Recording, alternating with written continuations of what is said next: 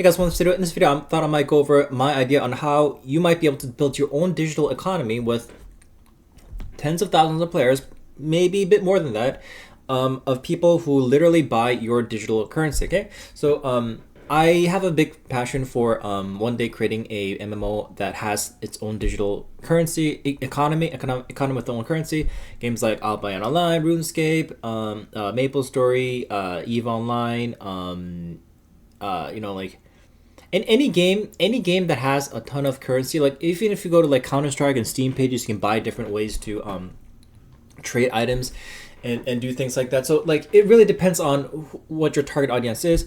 You don't have to have a digital economy via the game itself. You can have it through other avenues within the game as well. So you don't have to actually have the MMORPG aspect of it. You can just, like, Counter-Strike is not an MMO. It's just it's MMO but not an MMORPG, right? It's not like a world building game. It's like more like a FPS game, which is like a lot of different maps, but it's not like World of Warcraft, right? So, or it can build games of World of Warcraft. But if you want to have people literally pay money to buy the currency that you create, it's not digital cryptocurrency, although there are games like Merv4 or I'm playing one called Odin Valhalla. Nightcrows is another one. Nightcrows is a digital. Odin Valhalla doesn't have microtransactions with crypto, but Merv4, the developers are More4. I can't remember the name, but it's the current developer. There's a lot of like other companies that make games that have a lot of crypto digital currency with it. Now that's more advanced and that's a little bit different than what I'm going to talk about today, because I don't know too much about crypto, although I do find it fascinating that you can actually buy it, because I have a huge fascination. It's just my personality. I have a huge fascination for digital goods. Like, I love the whole idea of fictional digital goods. It's just something that I'm like always passionate about. I was thinking about. It's just my personality. So maybe if you have a passion, join me in Discord sometime. We can have a chat about it. I love talking about it. So, guys, look. So this is one game that I have been playing because I'm kind of broke right now, and I thought I was going to keep the dream alive. And it's called Torrent.com. Okay, so this is the website, and the reason I want to share this website is because I have a net worth of almost 4 billion, which is not too much, but it is like pretty high up there. If I go in the rankings, let's see, I've been playing this game for about 2 years now, and if I go to the rankings and let's see, net worth, total net worth. So I actually don't know Hall of Fame. Okay, I forgot, I haven't even visited this page in a while. Hall of Fame, net worth. I am the top 36,000 in terms of net worth. So I'm actually losing net worth because I'm not playing that much. But top 30,000 in top 40,000 in a game that has 11 million monthly unique visitors. It was about down to about 8 million, but it's back up to like 11 million, which is, I think, the game dev is really good. I think this game is this game is the biggest text-based MMORPG. So obviously you don't want to compare it to yourself to this, but there are other games where there are solo devs who make a lot of these text-based MMORPGs, and they have their own ecosystems. Now the way that you work at it, now this game is really big. It has including all the customer service people. There's about like a core 30, like somewhere around under 30 to 40 like core developers, like engineers who actually like full-time salaried engineers at this company.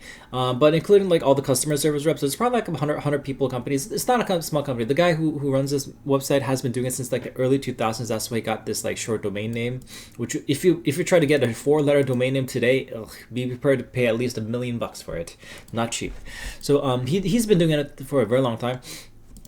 For example, I own simonsub.com, and the only reason I own simonsub.com, I don't have anything there, but I own the domain. And I actually lost ownership of it at one point because I kind of derailed my account, like I had anxiety issues, then I can let it go. But I do own it. I can put something up here if I do feel like it. I'm not going to for now. Probably gonna wait for something better to do that.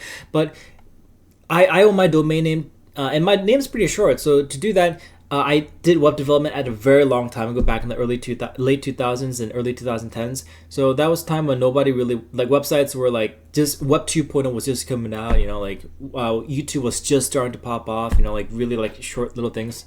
So I was able to acquire it. He was doing web development since the 90s as a kid. He's a computer whiz. I think he's a few years older than me. And he's a guy in the UK.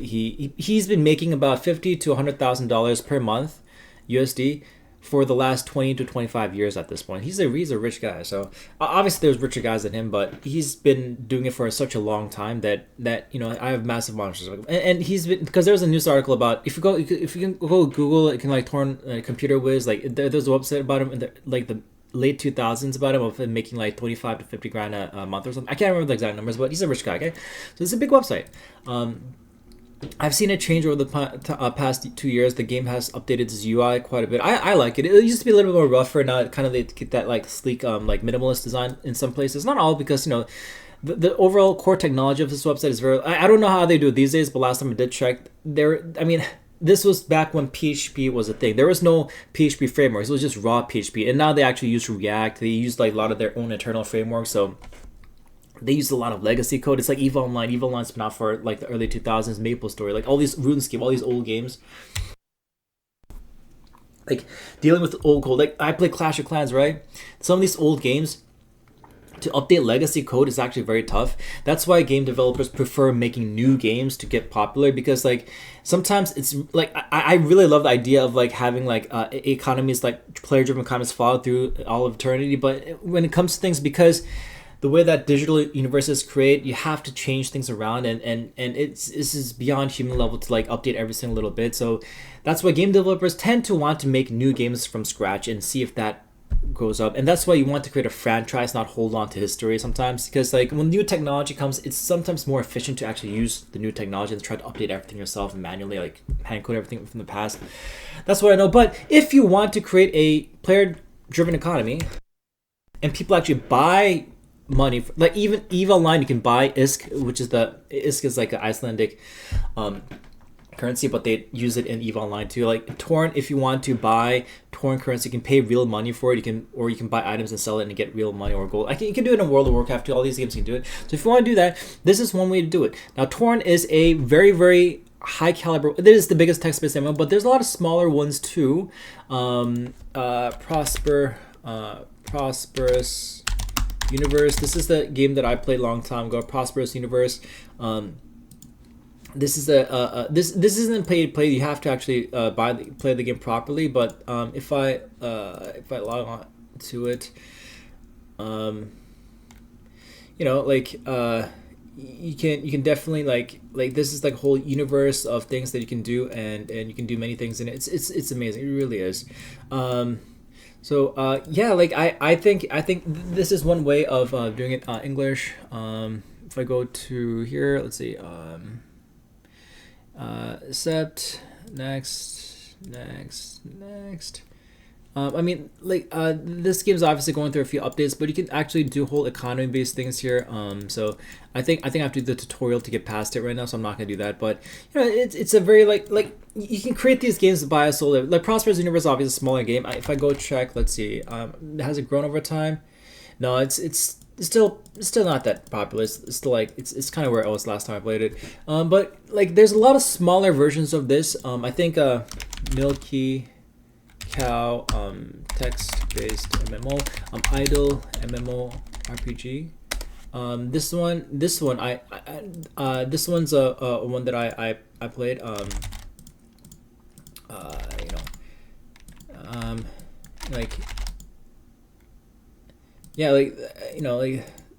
This is the game that I played a long time ago.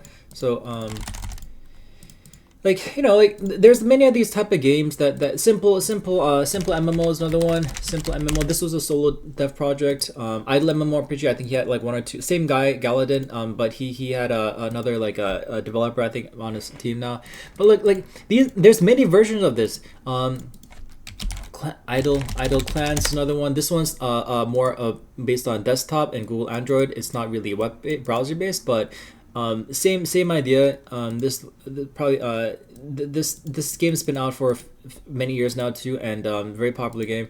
This is also solo dev. He probably makes a decent amount of money. I think it's his full-time job last time I checked. So there's ways to make, and these are in Idle Clans.